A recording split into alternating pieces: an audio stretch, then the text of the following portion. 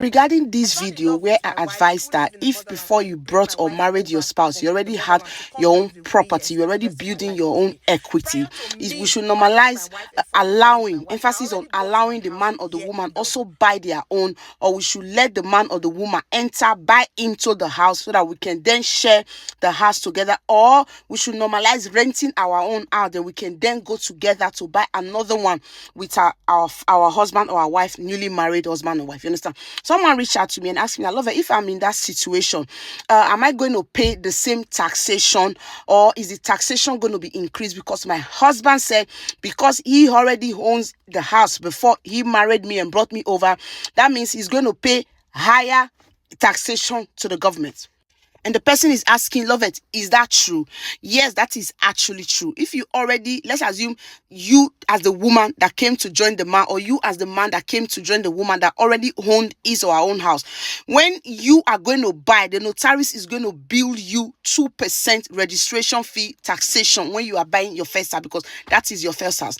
But because your wife or your husband already owns his or her own house and they want to buy together with you, and want to buy a family house with you, then they will not be paying the same money as you are paying. Like I said, it is your first house.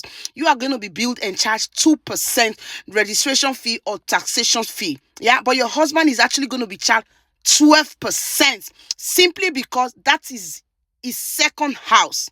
Another reason is because the first house he bought is probably not going to be living in his first house anymore.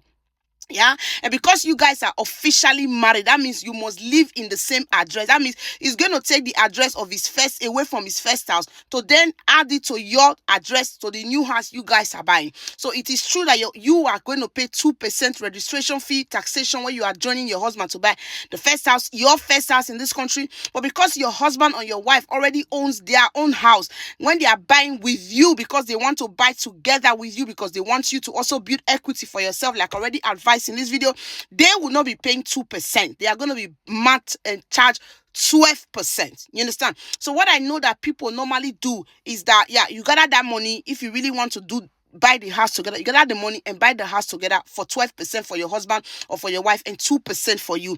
Or you can say, okay, only the man bear the name of maintain the name of that first house, and then you alone buy your own second house, whereby you pay 2% by yourself. Your man is not joining you. That means the house will be only on your. That means your man or your wife has his or her own house that he bought before he married you, and you now also have your own house fully to yourself.